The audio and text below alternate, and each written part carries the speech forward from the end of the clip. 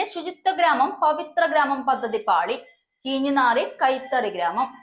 മാലിന്യമുക്തമായ തിരുവല്ലാമല എന്ന ലക്ഷ്യത്തോടെ 2021 ആരംഭിച്ച പദ്ധതിയാണ് ശുചിത്വ ഗ്രാമം പവിത്ര ഗ്രാമം എന്നത്.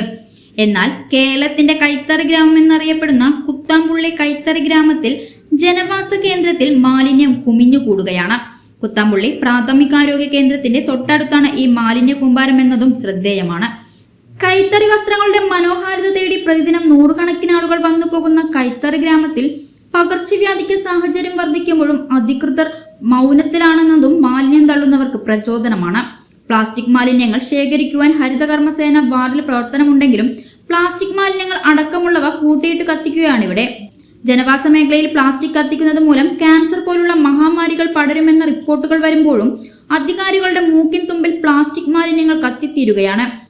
ജലസ്രോതസ്സിന് സമീപത്തുള്ള ഈ മാലിന്യ കൂമ്പാരത്തിൽ നിന്നും പകർച്ചവ്യാധികൾ പടർന്നു പിടിക്കാനും തെരുവ് നായ്ക്കളുടെ വർധനവിനും ഈ മാലിന്യമല അവസരമൊരുക്കുന്നുണ്ട്.